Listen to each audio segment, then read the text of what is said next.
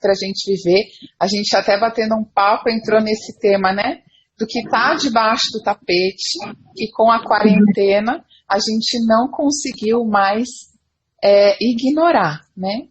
Porque quando a gente está na nossa dinâmica do dia a dia, é muito comum a gente falar, não tenho tempo, não tenho tempo, não dá tempo disso, não dá tempo daquilo.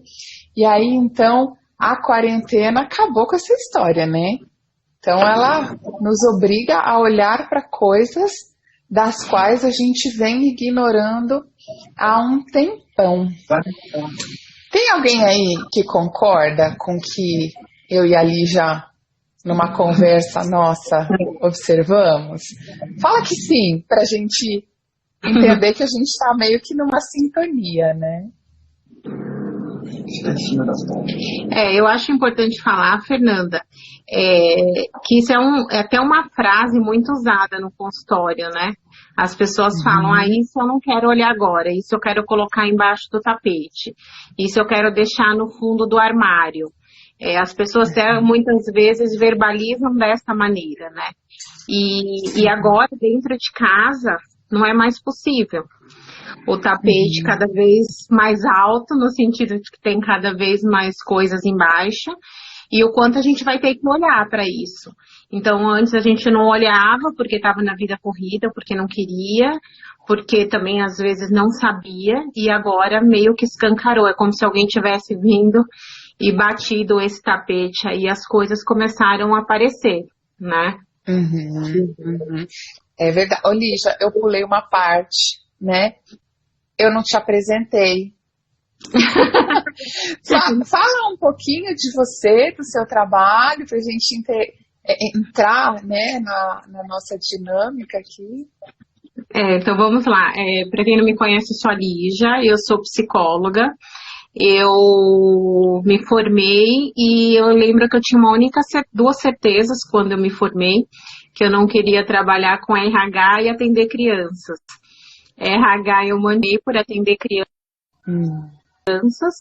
E depois que eu fui mãe, E depois que eu fui mãe, a questão da parentalidade, ela veio muito forte. Eu fui fazer algumas formações como educadora parental para complementar o meu trabalho como para ajudar os pais, minha filha. E é isso. Fala você agora.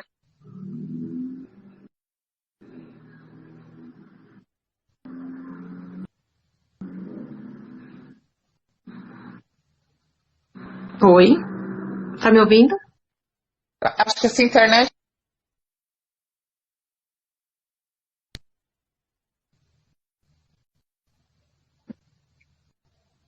Tá...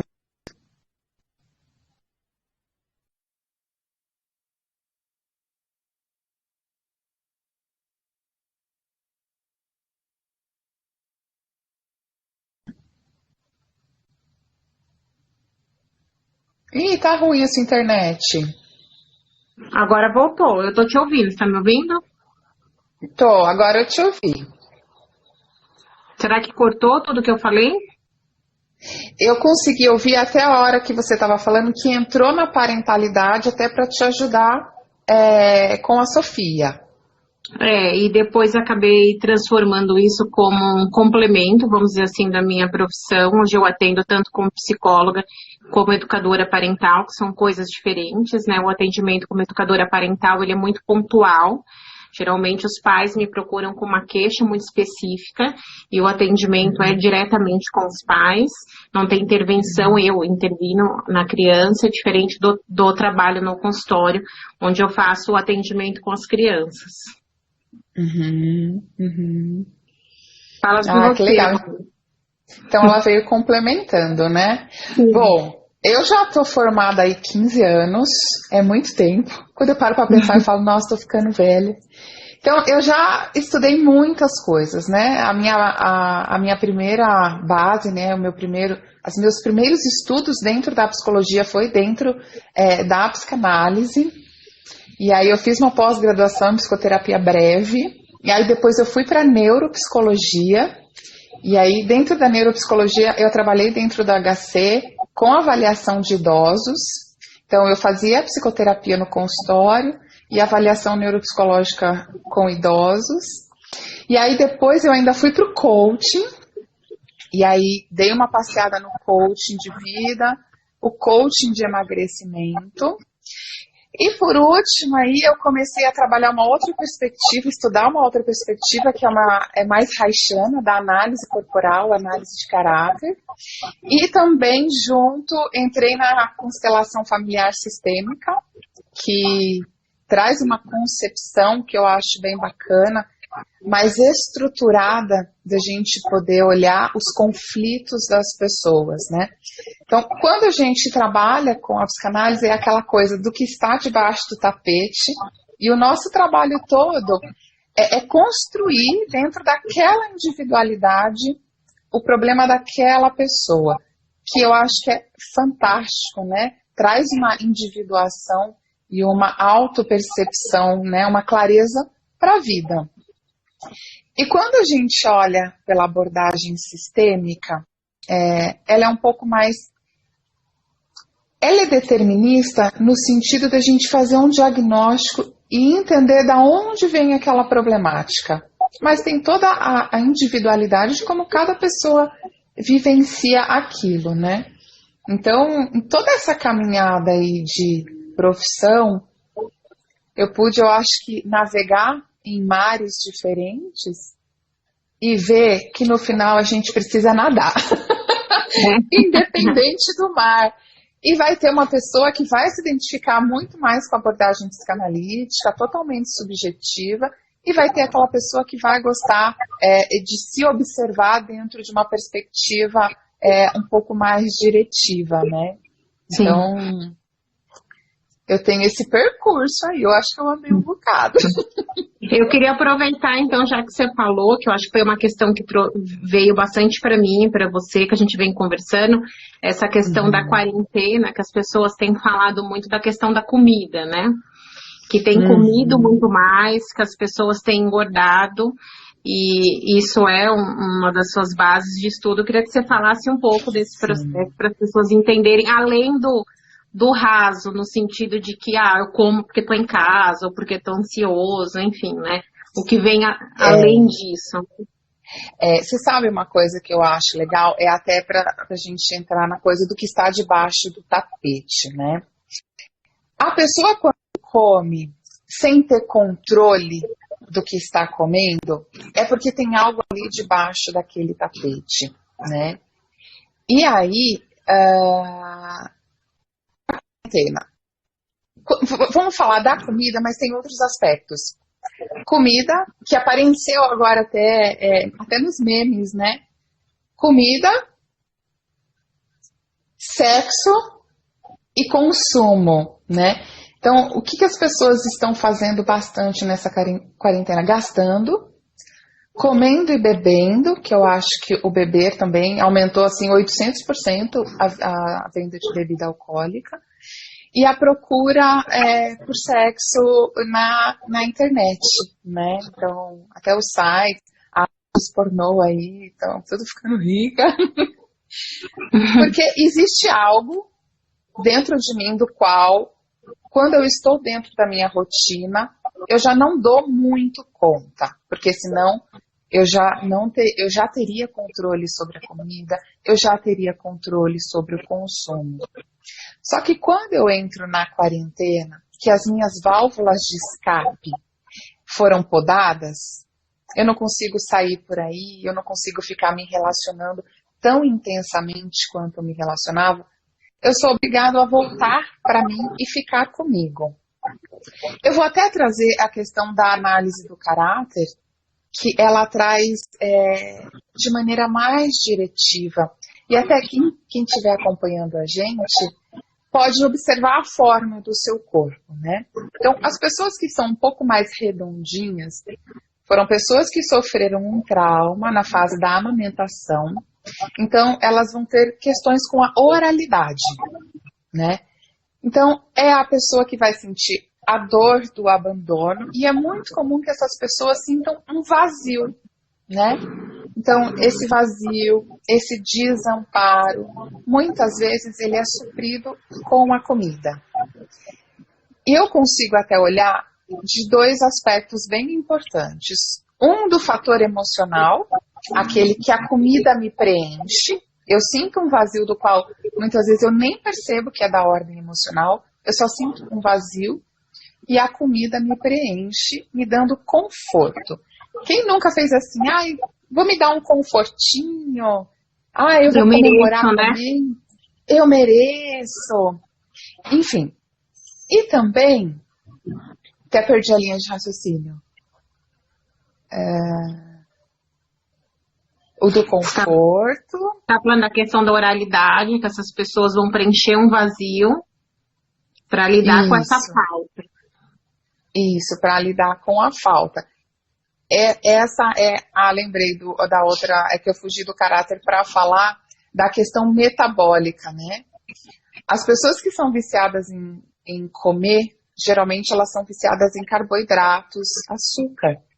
Porque o açúcar, ele tem uma bioquímica no nosso cérebro que produz uma série de hormônios que nos dá bem-estar. Então você preenche esse vazio emocional de duas maneiras. Quando eu encho meu estômago, eu sinto aquele gostosinho que me disfarça daquele sentimento emocional. E eu também tenho uma descarga de hormônios no meu cérebro que também me traz essa sensação de bem-estar. Então, para quem tem o caráter oral bem aflorado e que está aí se jogando na comida, fugindo desse vazio, ele está buscando isso por conta desses dois fatores. Eu preencho o meu estômago, né? E eu também faço com que o meu cérebro fique cheio de hormônios de bem-estar.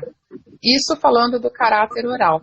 Quando a gente fala do caráter masoquista, é a pessoa que suporta, né? A dor dela é a dor da humilhação. Então, é uma pessoa que geralmente não se expõe emocionalmente. Então, é uma pessoa que é forte. Então, assim, para você ser forte e aguentar, o seu corpo responde ao seu estado emocional. Então, você vai ser uma pessoa mais forte para aguentar. E como você também não fala muito, você segura. Então, é uma pessoa que vai perceber que o corpo retém mais líquido, tem dificuldades gastrointestinais, porque é uma pessoa que retém, né? E aí a gente entra num outro caráter, que é o caráter da rigidez.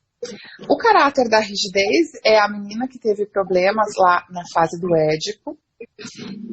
E muitas vezes é a mulher quem vai engordar. A gente não vê tanto quem tem o caráter rígido engordando quando criança, engordando quando novinha. Ela vai engordar quando ela tem questões com a sexualidade.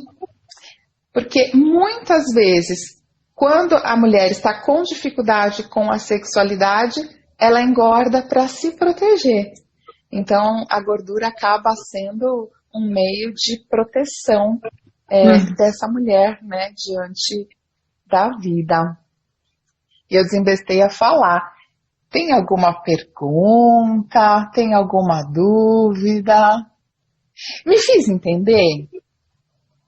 Não, eu acredito que sim, eu acho importante falar isso, porque senão a gente volta para o nosso raso da vida normal que a gente vinha vivendo, né? Porque eu sou assim, porque minha vida é corrida, porque as coisas são assim, e agora dentro de casa, com a possibilidade que as pessoas têm de se olhar, eu falo que as pessoas, elas não estão com mais tempo, né? Não, porque estamos todos mais atarefados, mas estamos com menos pressa. Então, as coisas não têm mais emergência que tinham, né? Então, lavar roupa hoje, pode lavar amanhã, né? Fazer tal coisa hoje, eu posso fazer amanhã. E isso nos dá a capacidade de olhar.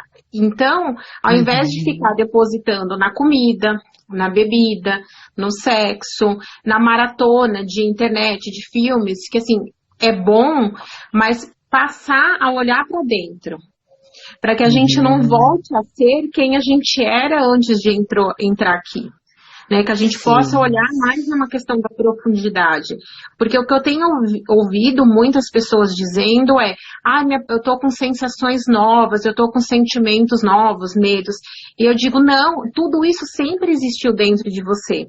A única coisa que agora a gente colocou uma lente de aumento em tudo que sempre existiu, e a gente está olhando para aquilo e dizendo, o que eu faço com isso, né? Como que eu lido com isso? Como que eu vou lidar com isso? E é o que a gente vem conversando. Não tem 5 passos mágicos, né? Faça isso, que as coisas vão se resolver. Não, é hora de olhar para dentro, acolher o que vier, e o que tiver muito difícil, tem que procurar ajuda profissional. E isso não é fraqueza. Não, isso aí é ser forte. Quando a gente encara os nossos medos e diz, não, existe um medo aqui e eu vou encarar, eu sempre falo isso. Coragem não é ausência de medo. Coragem é ir com medo mesmo. Eu tenho essa coragem, né? Coragem, para lembrar sempre, né?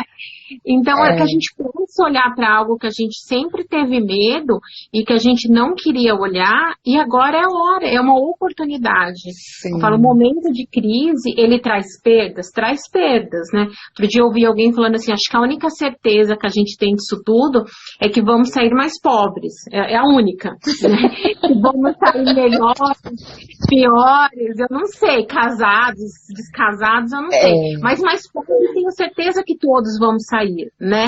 Então, assim, o momento de crise traz tudo isso, mas também traz um leque de oportunidades para que a gente possa olhar para isso, né? Para a gente possa olhar para as nossas relações e ressignificar. Você sabe, Lígia, que você me falando isso me lembrou de uma coisa. Eu acho até importante falar, porque como nós somos psicólogos, às vezes as pessoas fazem algumas ideias diferentes, né? Que nem você falou do procurar ajuda. Eu me lembrei da primeira vez que eu fui fazer terapia. Eu estava no 2º ano de faculdade, os professores falavam, psicólogo tem que fazer terapia. Eu falei, bom, então eu vou. Cheguei na psicóloga, ela falou assim para mim, Fernanda, qual que é a sua questão? Eu falei, questão? Nenhuma. Eu só vim aqui porque eu sou estudante de psicologia. Lígia, eu fiquei 5 anos com ela. Foram 5 anos, né? Então, essa coisa de eu tenho um problema, muitas vezes as pessoas vivem os problemas como se não fossem problemas, que eu acho que é a coisa que a quarentena está aflorando. E não necessariamente isso tem que te trazer um transtorno para ser um problema e você procurar ajuda, né? Porque muitas vezes a gente tem dinâmicas na vida que não são saudáveis, a gente sempre acaba arcando com consequências negativas e a gente vai protelando porque a gente acha que a vida é assim mesmo. Eu sempre fui assim? Então deixa, vai ser assim a vida inteira. E mal sabe o quanto a vida pode ser muito melhor quando a gente tira as coisas debaixo do tapete e pode olhar para elas. Porque eu tenho sempre uma coisa até que eu falo para os meus pacientes. Enquanto está debaixo do tapete, a gente não sabe o que é. Então a gente imagina um monstro. Só que muitas vezes a gente levanta esse tapete para olhar e aí a gente vê que, poxa, eu sofri tanto e era só isso. Só isso. Né? Mas a questão é, você está disposto a olhar? Você está disposto a encarar isso que te assusta, que te amedronta? Que nem muita coisa que apareceu com a quarentena, não sei se para você.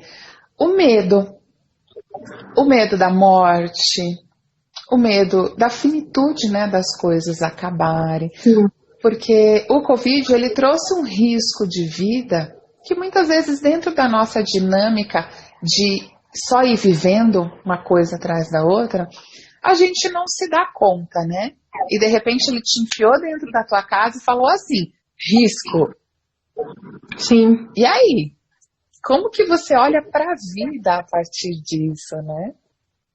Alguém escreveu aqui, é difícil de encarar, eu fico imaginando o que está embaixo do tapete, foi a frase de alguém que eu perdi o nome. É importante dizer que quando a gente não encara né, os nossos medos, né, quando a gente não, as nossas emoções, as nossas dores que estão lá embaixo do tapete, não significa que elas deixam de existir. A gente está encarando elas. Só que a gente está encarando elas de outra maneira. Então, quando a gente diz, eu tenho um dedo podre para homem, quando diz, eu não tenho sorte, né? A outra pessoa tem mais sorte que eu tenho dificuldade nisso, eu nunca vou conseguir. Quando a gente tem um sintoma, que a gente vai no médico, um sintoma físico, e aquilo não se resolve. Então, o que está embaixo do tapete não deixa de se manifestar na nossa vida porque a gente não olha para ele. Então, pelo contrário, ele só cresce. Então, ao invés da gente permitir que ele seja o protagonista da nossa vida e conduza a maneira como a gente vai fazer as coisas, que a gente faça isso, que a gente, então, peraí, deixa eu ver o que tem aqui, você vem pra cá, você vem pra cá. Claro, não é tão simples assim, mas é melhor do que deixar embaixo do tapete, porque isso vai refletir nos sintomas, nas doenças, né, no sono, enfim, tantas coisas que as pessoas dizem, eu não consigo resolver esse problema da minha vida. Daí vão em todos os médicos, todas as especializações e não conseguem resolver. Por quê? Porque é um problema que vem de uma ordem psíquica. Isso não quer dizer que não traga sintomas físicos. Traz. Somos um todo, né? Não é separado corpo, mente, alma. É um todo que conversa. Então não adianta olhar para cada coisa separadamente. Então é isso que é importante que as pessoas entendam. Que não olhar não é deixar de existir. Continua existindo e reverberando na maneira como a gente vai se comportar na vida. E aí eu acho que é sair de uma dinâmica de ser vítima das consequências para ser autor da própria vida, né? Então, se tem algo na minha vida que não está bom, a vida é minha e o que eu faço com isso, né? Eu acho que essa é uma postura bem importante, que nem aqui os psicossomáticos. Todo mundo reverbera no corpo. Sim. Todo mundo reverbera no corpo. Tudo aquilo que está dentro de nós, emocionalmente, que não tem uma vazão, o nosso corpo vai manifestar. Porque aquilo que está dentro de nós precisa sair de alguma maneira. Se não for na elaboração, se não for no pensamento, se não for na fala, se não for na ação, é pela doença, né? Então, isso vai sair. E dói. Alguém escreveu aí também que dói, né? Isso que é importante dizer, porque assim, as pessoas, a gente ouve muito, né? Ir no shopping fazer compra é minha terapia. Beber com os meus amigos é minha terapia. Eu falo, não, isso tem efeito terapêutico no sentido de bem-estar. Não necessariamente terapia às vezes traz efeito terapêutico no sentido de bem-estar, né? Eu falo que às vezes a gente sai... eu gosto de contar uma situação particular, eu contando uma sessão minha na minha analista, e ela olhou para mim e disse assim, como é sentir inveja? E eu disse, não, eu tô contando aqui pra você, eu não tô com inveja. Ela disse, está com inveja. E eu fui embora, larguei ela lá, fui lá pra contar as minhas dores. E fui dando mundo do volante, né? E depois cheguei em casa e falei, tô com inveja.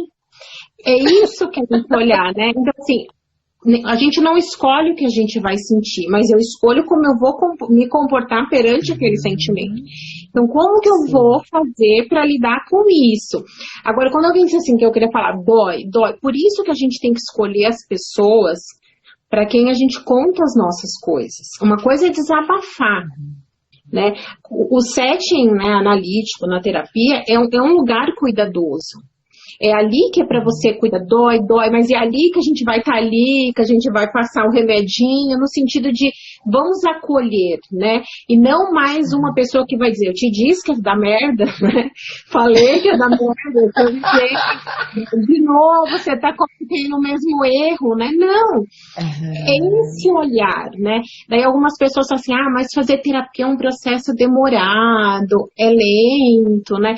E falo, gente, tudo depende. Né? Eu gosto de fazer uma analogia que é assim, você pega, quando é descoberto uma ossada, por exemplo, de dinossauro, né?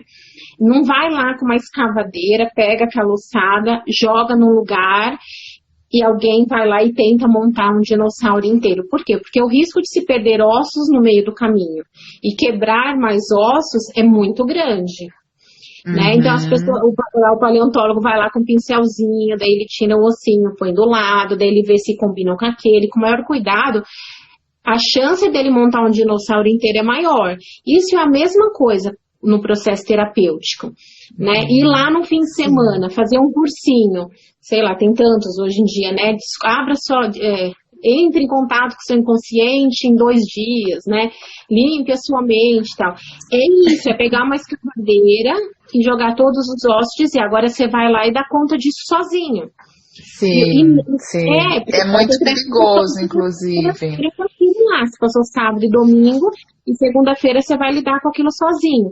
E num processo terapêutico é esse trabalho de paleontólogo, né?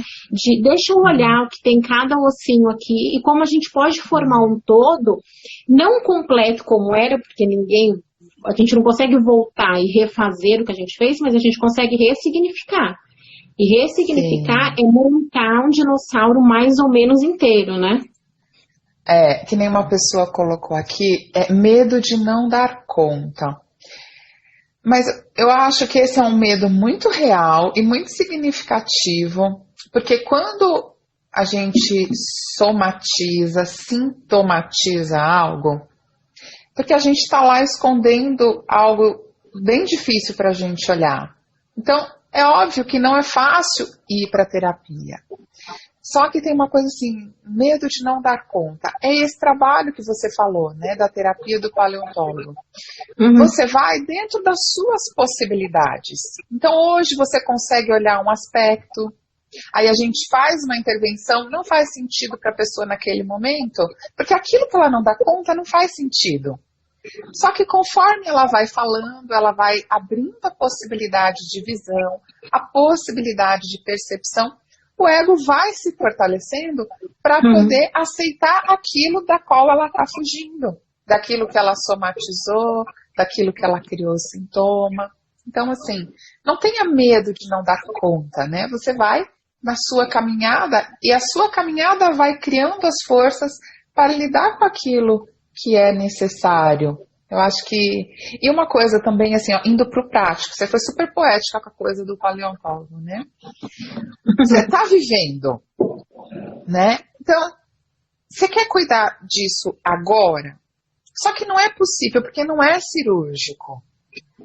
Só que se você não despender um tempo, né, investir um tempo para olhar para isso, você vai viver com isso. Sim. Então, assim, daqui 10 anos, se você não parar para olhar, porque demora para olhar, daqui 10 anos você ainda vai estar olhando, né? Então, vai carregando, se você vai acumulando, você vai carregando. Então, se você está dentro de um processo terapêutico, você tem a possibilidade de dali, sei lá, 1 ano, 1 mês, dependendo do caso, dependendo da pessoa, não está mais carregando aquilo daquela maneira, né? Alguém escreveu então, aqui, ó, a Jéssica, cada um no seu tempo. Me veio uma analogia assim, quando a gente vai fazer exercício, nunca mais fiz exercício, vou voltar para academia, né? Aí no primeiro dia, no outro dia você acorda, você tá toda dolorida, dói todos os músculos, dói até a sobrancelha, você fala, meu Deus, não dou conta, né? Daí você vai se fortalecendo. Então, sei lá, você começa com 1 quilo, puxar, e é pesado, daqui a pouco 2. E o corpo, ele vai criando condições para que você cada vez mais fique forte e sinta menos o impacto daquela força, né? É a mesma coisa na terapia, né? Com o tempo, às vezes a primeira porrada que você leva no sentido de nossa, é isso, te dá uma balançada. No outro dia você fala, não vou voltar mais lá, eu entrei em contato com coisas que eu não queria ver. Só que com o tempo isso vai ficando tão, às vezes fora, você fala, é isso, é esse insight, eu resolvo dessa maneira. Então não é que, eu sempre falo, essas pessoas falam, porque você faz terapia, porque você é psicóloga, você tem menos problemas. Eu falo, não, talvez eu me conheça mais. E quando a gente se conhece mais, então eu falo, eu não preciso ter 40 graus de febre para saber que eu estou com febre. Com 36,5 minha garganta arranhando, eu já falo, eu acho que eu vou adoecer. Então eu preciso olhar para isso. É mais esse olhar. do que não adoecer, né, nesse sentido.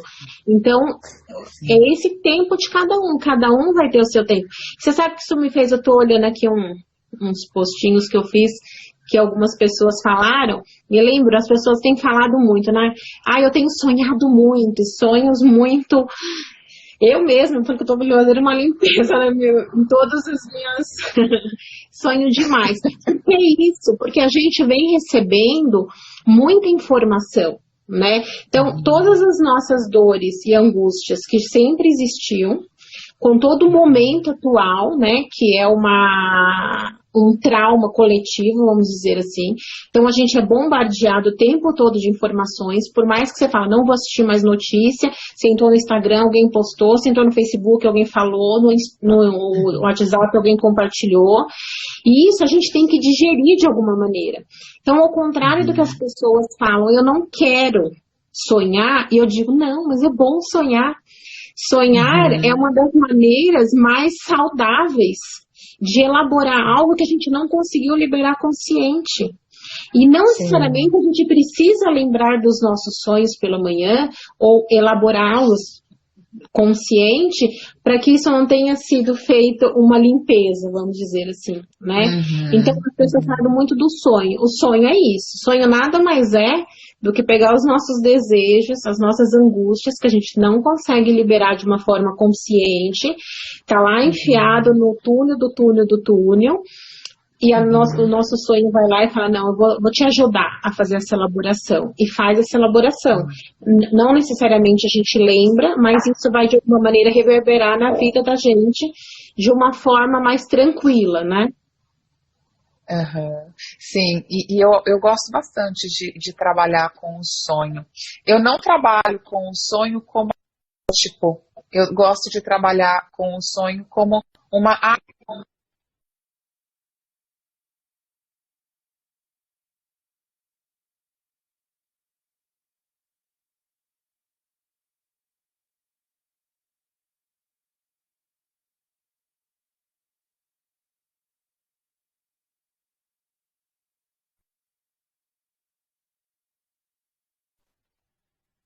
Oi.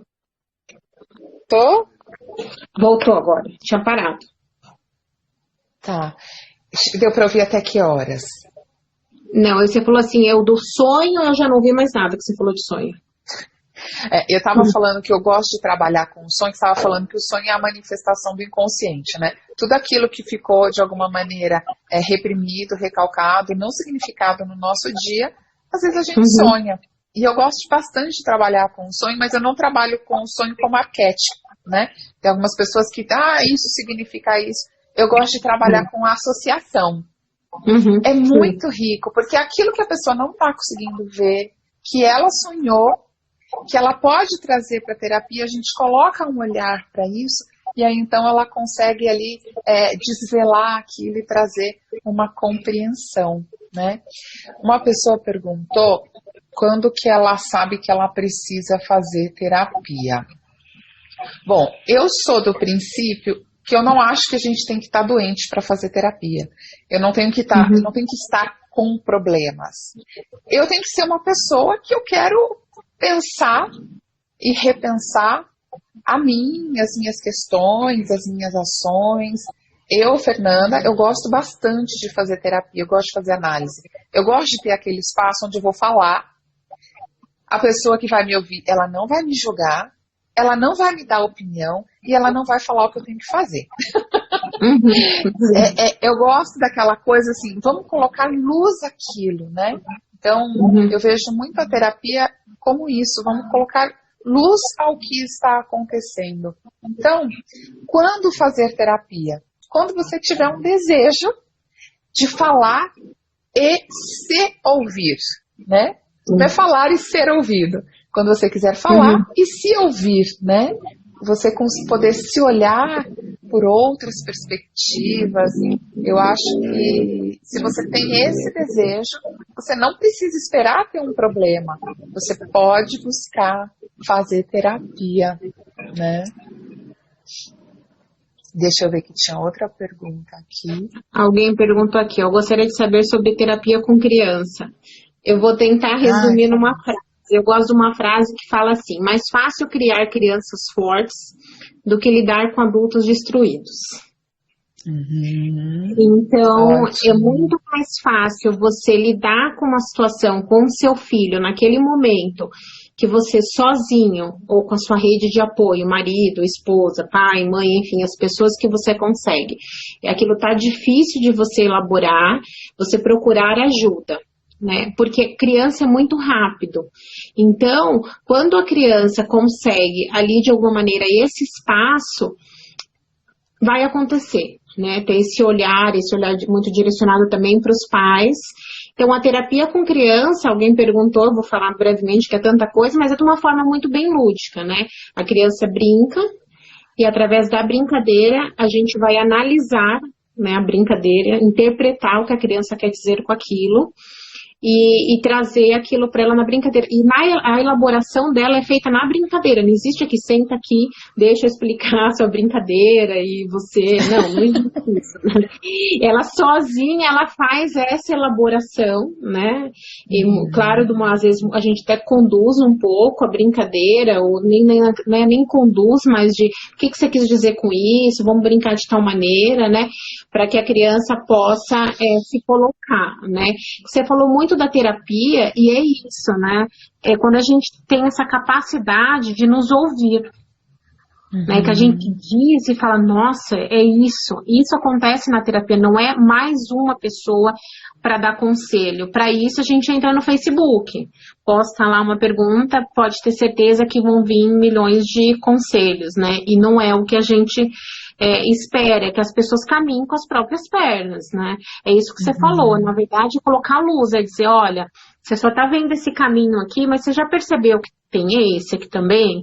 Vamos colocar luz aqui e ver de uma forma diferente isso? Será que é possível? E a elaboração vem da pessoa, não é nossa elaboração, né? Exatamente. Acho que teve uma pergunta aqui, Lígia, se você quiser responder. Como lidar com um filho adolescente que não quer fazer terapia? O que você acha? O adolescente, alguém também me mandou uma pergunta, eu queria falar que os adolescentes estão dando mais trabalho em casa do que as crianças nessa quarentena, né? Uma coisa que é importante dizer, vamos falar de adolescente em geral, né? Adolescente é aquela fase da vida que o adolescente, ele quer ser adulto, né? Ele quer, mas ele não quer as responsabilidades do adulto. Assim como, né, também, os pais querem que o adolescente tenha comportamentos de uma pessoa adulta, mas ainda quer ter influência e domínio sobre o filho. Então, as coisas não combinam. É uma dualidade, né? Dos dois, né? Dos dois lados. Então, vai gerar conflito. Gerou conflito, por quê? Porque o adolescente, para ele crescer, ele precisa se desvincular dos pais. Ele precisa ser um ser singular. Ele começa assim, eu preciso. Como o adolescente ainda não é um adulto com essa maturidade, a maneira que ele encontra é ir contra os pais. Então, se o pai é de direita, ele é de esquerda. Se o pai gosta de branco, ele gosta de preto. Se o pai é isso, ele é aquilo. Se a mãe... É mais uma questão de um afronte para ele se distanciar desses pais, e com o tempo ele vai encontrando o caminho dele. Agora, você imagina que então esses adolescentes, tem toda uma questão hormonal, que eu não vou entrar nesse campo, né? Todos sabemos que está ali no adolescente, com todos esses conflitos, morando todos na mesma casa. Então, quem eles tinham como ídolos? As pessoas que eles são os amigos nesse momento, porque eles vão procurar muito igual nesse momento, eles vão para o grupo e eles vão querer se distanciar do diferente, que são os pais.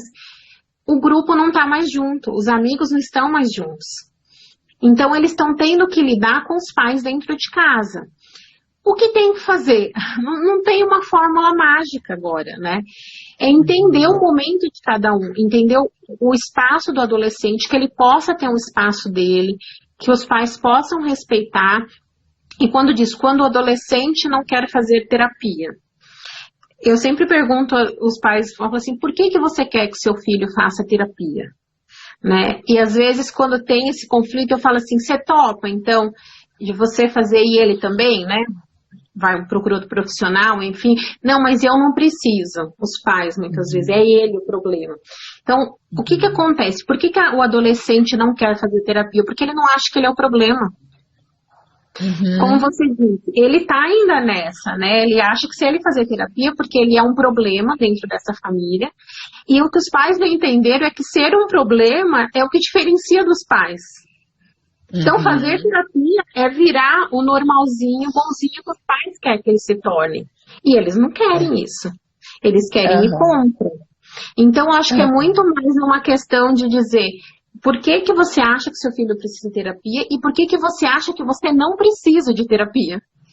Só ele, se a gente está falando de uma relação. É claro que tem situações e situações, né? Tem situações muito particulares de adolescentes que realmente a gente tem que ter esse olhar.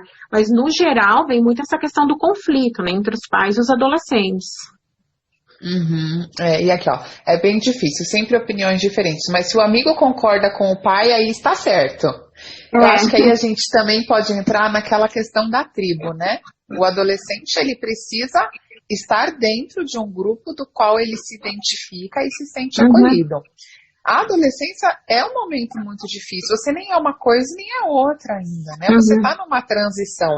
Então, quando você tem um grupo do qual você se identifica, se seu amigo falou, tá falado. Sim. Afinal, você tem que fazer parte de algum grupo, não é? Eu não tenho atrito com minha filha, somente mostro uma opinião e nós entendemos super bem.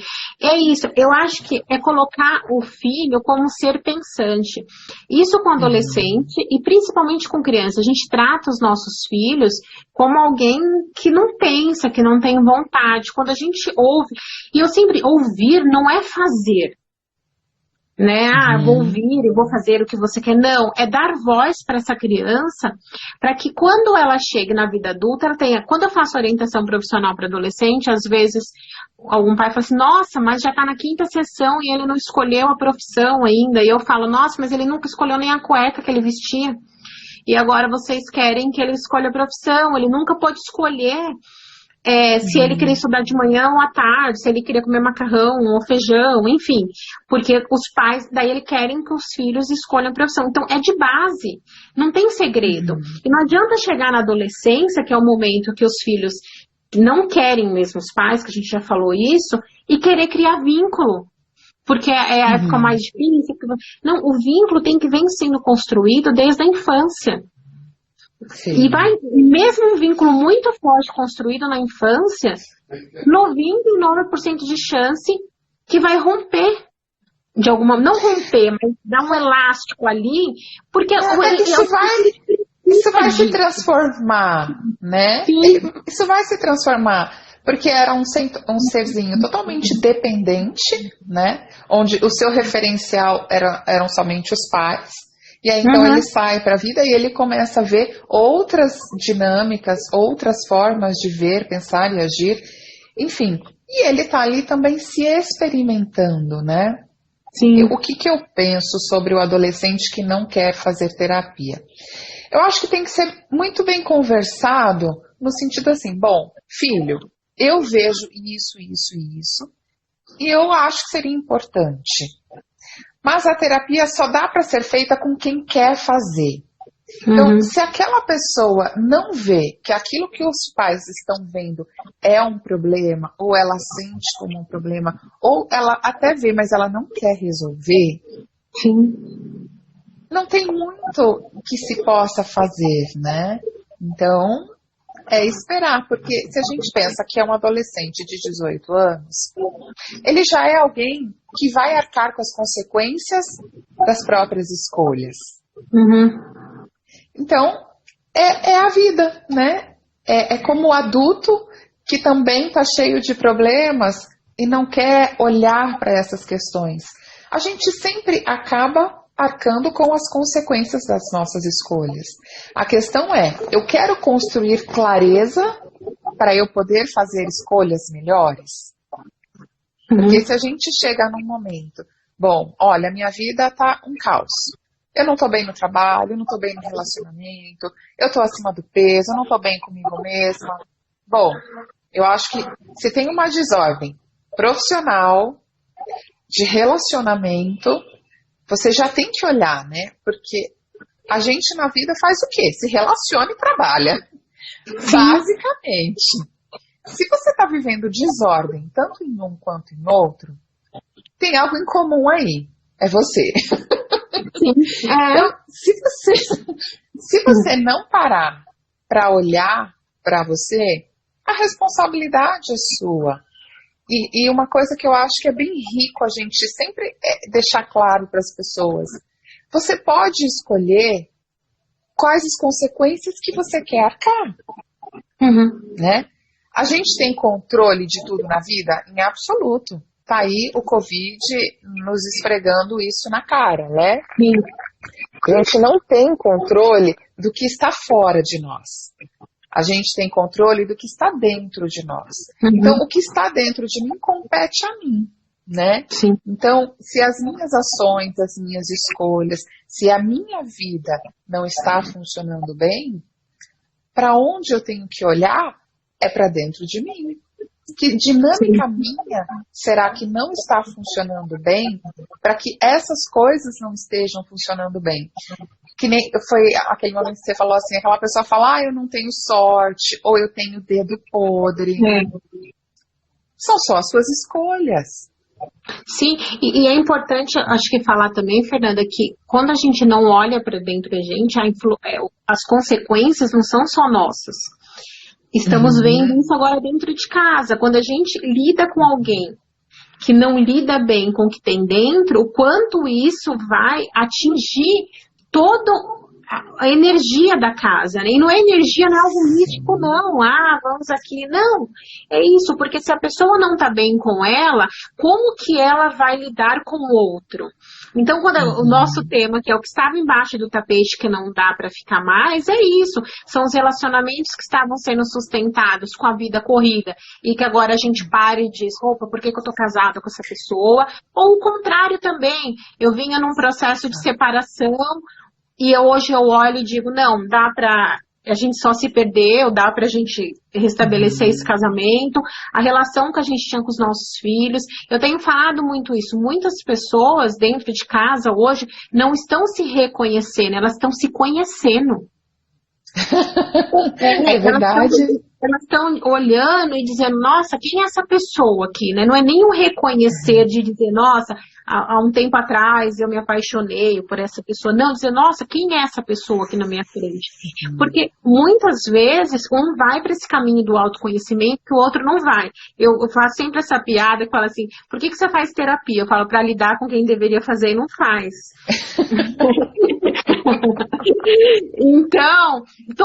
Então é esse olhar que a gente tem que olhar para debaixo do tapete, né? O que a gente vinha guardando todos esses anos com a nossa vida corrida e que agora o tapete não aguenta mais, não suporta e que a gente vai ter que olhar. E por que a gente vai ter que olhar? Porque a gente não vai morrer do Covid só. A gente pode morrer de depressão, a gente pode ter um transtorno de ansiedade, a gente pode, enfim, ter tantas outras coisas e essa possibilidade de olhar isso de uma forma muito tranquila, não tranquila no sentido de que não vai trazer dor, mas que a gente tenha tempo e espaço para elaborar isso, para que quando a gente volte para a nossa vida, eu falo que é um processo de incubadora que a gente está vivendo agora. É como se a gente tivesse renascido e a gente não tivesse forte para ir para a vida e falasse assim, olha, eu vou te colocar aqui na incubadora para você ganhar peso, cor, né, força, para que quando você saia, você esteja mais fortalecido, né? É isso. Se a gente olhar com esse olhar e não com o olhar que eu estou preso tem uma questão de punição. Se a gente trouxer para o nosso sistema carcerário do Brasil, principalmente, alguém sai melhor do sistema carcerário? Não, sai pior. Então, se a gente olhar que a gente está preso, porque a gente errou em algum momento, né? A gente não cuidou do planeta, enfim, tantas coisas, a gente vai sair pior. Agora, se eu olhar e disser, não, eu estou numa incubadora e eu tenho chances de sair melhor, e como eu faço isso, sozinha, com meu companheiro, com a minha companheira, eu não consigo, eu vou pedir ajuda.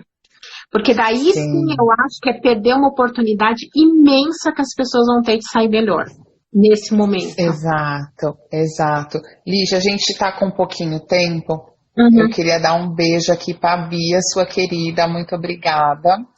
E tem aqui uma pergunta que eu achei bem legal, que a pessoa falou mais ou menos assim. Ó, como fica o equilíbrio no relacionamento se olhar só para mim? Ai, acabei de descobrir como fixa a pergunta. Então, olha, essa pergunta é bem interessante, porque eu acho que as pessoas fazem uma confusão de olhar para si como só eu existo no mundo, né? Uhum. Quando você olha para você, que você entende as suas necessidades, e você consegue olhar para o outro e entender as necessidades dele e não misturar essas coisas, é que você consegue ter o equilíbrio na relação. Uhum. Então, assim, para ter equilíbrio na relação, é importante que você olhe para você, né? Então, o olhar para si não exclui o outro, só exclui o quê? Você achar que é ele que tem que suprir as suas necessidades e até mesmo, muitas vezes, a pessoa acha que é ela que tem que suprir as necessidades do outro. Quando cada um consegue olhar para si, um consegue olhar para o outro de maneira mais leve, mais harmoniosa e mais amorosa também, né? Então, mais compaixão, porque a gente tem a tendência de ter compaixão muito pelos outros e compaixão para quem está lá na África passando fome, e a gente não tem compaixão para quem mora dentro da mesma casa que a gente, né? E eu concordo com você quando você diz, quando eu olho para mim, eu sei quem eu sou. Quando eu sei quem eu sou, quando vem algo que me incomoda, eu digo, isso não é meu, isso é dele. Isso é ter um cuidado com o outro. E o contrário também. Né? Quando vem algo que me incomoda, eu digo, isso não é dele, isso é meu. É um comportamento dele que eu falo que engancha em algo meu. É meu, né? Ou é dele. Então, olhar para si não é egoísmo. Pelo contrário, olhar para si é cuidar do outro. É ter esse olhar mais harmonioso, né? E eu tenho falado muito isso. Eu falo, se a gente parar hoje para pensar, eu pego a minha agenda e eu vejo que minha agenda está toda riscada, que tinha planejado, né? Então, quando as pessoas falam, tá, e qual que é o essencial hoje? Eu falo, olhem para dentro da casa de vocês. Está convivendo com vocês 24 horas. A partir daí, você começa todo o seu movimento, né? Então, eu falo, o essencial está morando com a gente 24 horas dentro de casa. Né? Sim, e por é verdade. lado ruim também, né? Pode ser que isso vá trazer outras questões, né? Aí, a partir daí, a gente consegue ter esse olhar de uma melhora, para a gente sair melhor e não pior do que a gente entrou. Lígia, como falta pouquinho tempo, o que eu gostaria de dizer? Foi muito bom estar aqui, adorei. Quem quiser que a gente possa fazer novamente mais live, manda tema pra gente, que a gente vai ter o maior prazer de estar aqui com vocês.